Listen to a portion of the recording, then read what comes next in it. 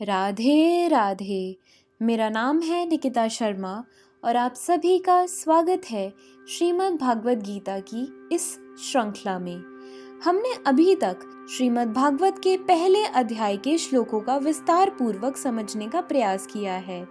आज से हम अध्याय 2 के श्लोकों का अध्ययन करेंगे।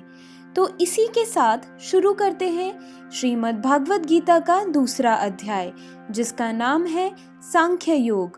पहले श्लोक में संजय कहते हैं कि तम तथा कृपया विष्टम सुपूर्णा कुलेक्षणम विषीदन्तमिदं वाक्यमुवाच मधुसूदनः।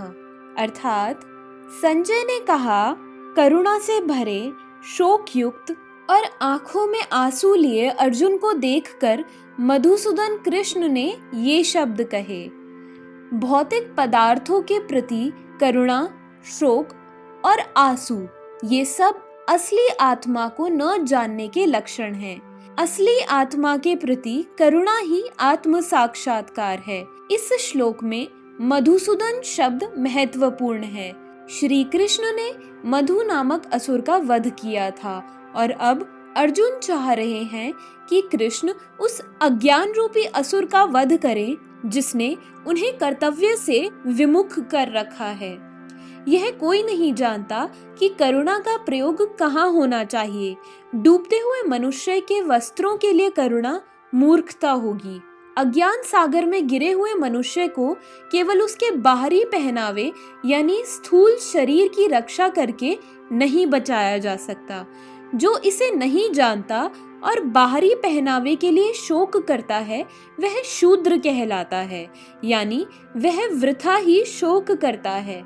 अर्जुन तो क्षत्रिय था, इसीलिए उनसे ऐसे आचरण की आशा नहीं थी।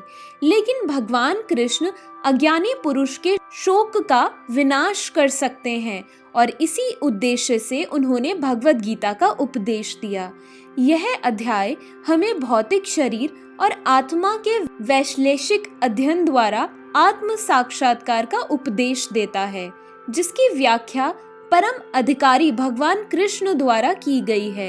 यह साक्षात्कार तभी संभव है जब मनुष्य निष्काम भाव से कर्म करे और आत्मबोध को प्राप्त हो। दूसरे श्लोक में भगवान श्री कृष्ण कहते हैं कि कुतस्तव कश्मलमिदं विश्मे समुपस्थितम अनार्यजुष्टम स्वर्गम कीर्ति करम अर्जुन। अर्थात श्री भगवान ने कहा, हे अर्जुन, तुम्हारे मन में ऐसा खराब विचार आया भी कैसे? यह उस मनुष्य के लिए बिल्कुल ठीक नहीं है जो जीवन के मूल्य को जानता है।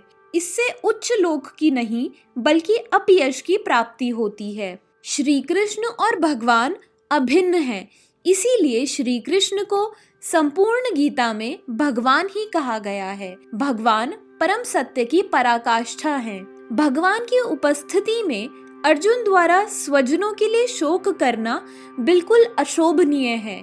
इसीलिए कृष्ण ने कुतः शब्द से अपना आश्चर्य व्यक्त किया है। आर्य जैसी सभ्य जाति के किसी व्यक्ति से ऐसी मलिनता की उम्मीद नहीं की जाती।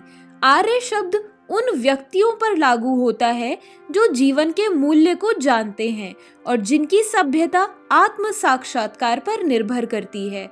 देहात्म बुद्धि से प्रेरित मनुष्य को यह ज्ञान नहीं रहता कि जीवन का उद्देश्य परम सत्य, विष्णु या भगवान का साक्षात्कार है। वे तो भौतिक जगत के बाह्य स्वरूप से मोहित हो जाते हैं, इसीलिए वे ये नहीं समझ पाते कि मुक्ति क्या है।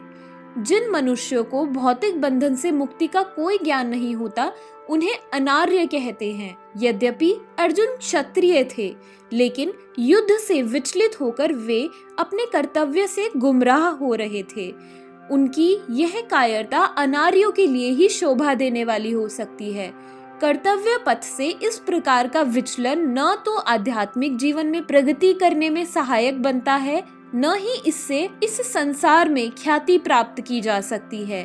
भगवान कृष्ण ने अर्जुन द्वारा अपने स्वजनों पर इस प्रकार की करुणा का अनुमोदन नहीं किया है। इसी के साथ हम समाप्त करते हैं अपनी आज की वीडियो। अगर आप श्रीमद् भागवत गीता की इस श्रृंखला में हमारे साथ हैं तो कमेंट सेक्शन में अपने विचार हमें जरूर बताएं और हमारे साथ जुड़े रहें। अगर आपने अभी तक हमारे चैनल को सब्सक्राइब नहीं किया है तो इसे सब्सक्राइब कर ले और इस गीता के परम ज्ञान को अपने परिवारजनों और मित्रों के साथ जरूर शेयर करें ताकि ये ज्ञान ज्यादा से ज्यादा लोगों तक पहुंचाया जा सके। हमारे साथ जुड़े रहने के लिए आप सभी का बहुत बहुत धन्यवाद। मिलते हैं अगले श्लोकों के साथ अगली वीडियो में।